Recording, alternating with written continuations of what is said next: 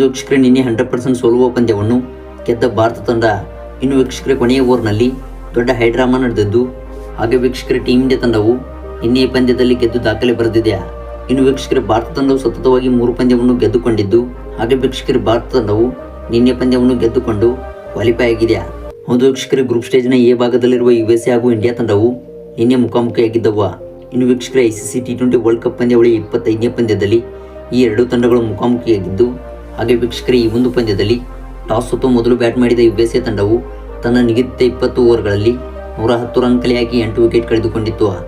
ಅದರಂತೆ ವೀಕ್ಷಕರೇ, United States ತಂಡದ ಪರ ಟೇಲರ್ ಅವರು 24 ರನ್ ಗಳಿಸಿದರೆ ನಿತೀಶ್ ಕುಮಾರ್ ಅವರು 27 ರನ್ ಸಿಡಿಸಿದ್ದಾರೆ.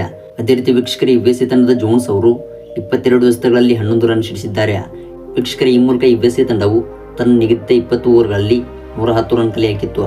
ಇನ್ನು ವೀಕ್ಷಕರೇ, 111 ರನ್ಗಳ ಗುರಿ ಬೆನ್ನಟ್ಟಿದ ಭಾರತ ತಂಡವು ಮೊದಲ ಓವರ್ನಲ್ಲಿ 2 ವಿಕೆಟ್ ಕಳೆದುಕೊಂಡು ಸಂಕಷ್ಟಕ್ಕೆ ಸಿಲುಕಿತ್ತು. ಹೌದು ವೀಕ್ಷಕರೇ, ವಿರಾಟ್ ಕೊಹ್ಲಿ ಅವರು 0 ರನ್ಗೆ ಔಟ್ ಆದರೆ ಇತ್ತ ಭಾರತ ತಂಡದ ನಾಯಕನಾದ ರೋಹಿತ್ ಶರ್ಮಾ ಅವರು ಎದುರಿಸಿದ 6 ಎಸೆತಗಳಲ್ಲಿ 3 ರನ್ ಸಿಡಿಸಿ ಪೆವಿಲಿಯನ್ ಹಾದಿ ಹಿಡಿದರು.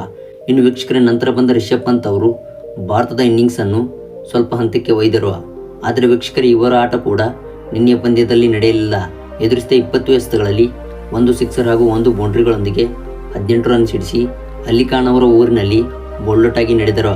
ಇನ್ನು ವೀಕ್ಷಕರೇ, ಈ ಒಂದು ಹಂತದಲ್ಲಿ ಸಂಕಷ್ಟಕ್ಕೆ ಸಿಲುಕಿದ್ದ ಭಾರತ ತಂಡಕ್ಕೆ ಸೂರ್ಯಕುಮಾರ್ ಯಾದವ್ ಮತ್ತು ಶಿವಮ್ ದುಬೆ ಅವರು ಆಸರೆಯಾಗಿ ಈ ಒಂದು ಪಂದ್ಯವನ್ನು ಗೆಲ್ಲಿಸಿಕೊಟ್ಟರು. ಒಂದು ವೀಕ್ಷಕರೇ, ನಿನ್ನೆಯ ಪಂದ್ಯದಲ್ಲಿ ಸೂರ್ಯಕುಮಾರ್ ಯಾದವ್ ಅವರು ನಿಧಾನಗತಿಯಿಂದ ಬ್ಯಾಟ್ ಬೀಸಿ ಎದುರಿಸಿದ 49 ಎಸೆತಗಳಲ್ಲಿ 50 ರನ್ ಸಿಡಿಸಿದ್ದಾರೆ. ಇನ್ನು ವೀಕ್ಷಕರೇ, ಶಿವಮ್ ದುಬೆ ಅವರು ಎದುರಿಸಿದ 35 ಎಸೆತಗಳಲ್ಲಿ 31 ರನ್ ಸಿಡಿಸಿ ಭಾರತ ತಂಡದ ಗೆಲುವಿಗೆ ಆಸರೆಯಾಗಿದ್ದಾರೆ. ಒಂದು ವೀಕ್ಷಕರೇ, ಭಾರತ ತಂಡವು 7 ವಿಕೆಟ್ಗಳ ಗೆಲುವು ದಾಖಲಿಸಿದ್ದು, ಹಾಗೆ ವೀಕ್ಷಕರೇ 18.2 ಓವರ್ಗಳಲ್ಲಿ ಈ ಒಂದು ಪಂದ್ಯವನ್ನು ಮುಗಿಸಿದೆ. ಇನ್ನು ವೀಕ್ಷಕರೇ, ಭಾರತ ತಂಡದ ಪರ ಹರ್ಷದೀಪ್ ಸಿಂಗ್ ಅವರು ಭರ್ಜರಿಗೆ ಬೌಲಿಂಗ್ ಪ್ರದರ್ಶನ ನೀಡಿ 4 ವಿಕೆಟ್ ಕಬಳಿಸಿದರೆ, ಇತ್ತ ಆಲ್ರೌಂಡರ್ ಆದ ಹಾರ್ದಿಕ್ ಪಾಂಡ್ಯ ಅವರು 14 ರನ್ ನೀಡಿ 2 ವಿಕೆಟ್ ಕಬಳಿಸಿದ್ದಾರೆ. ಹಾಗೆ ವೀಕ್ಷಕರೇ, USA ತಂಡದ ಪರ ಬೌಲಿಂಗ್ನಲ್ಲಿ ನೇತ್ರಾವಲ್ಕರ್ ಅವರು 2 ವಿಕೆಟ್ ಕಬಳಿಸಿದರೆ, ಇತ್ತ USA ತಂಡದ ಇನ್ನೊಬ್ಬ ಬೌಲರ್ ಆದ ಅಲಿ ಖಾನ್ ಅವರು 1 ವಿಕೆಟ್ ಕಬಳಿಸಿದ್ದಾರೆ.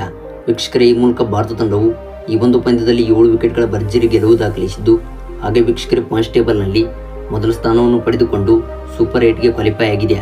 ವೀಕ್ಷಕರೇ, ಇದಾಗಿತ್ತು ಇವತ್ತಿನ ಸ್ಪೋರ್ಟ್ಸ್ ಮಾಹಿತಿಯ. ಹಾಗೆ ವೀಕ್ಷಕರೇ, ನಿನ್ನೆಯ ಪಂದ್ಯದಲ್ಲಿ ಟೀಮ್ ಇಂಡಿಯಾ ತಂಡದ ಪ್ರದರ್ಶನ ಹೇಗಿತ್ತು ಎಂಬುದನ್ನು ದಯವಿಟ್ಟು ಕಾಮೆಂಟ್ ಬಾಕ್ಸಲ್ಲಿ ಕಮೆಂಟ್ನ ಮಾಡಿ ತಿಳಿಸಿ.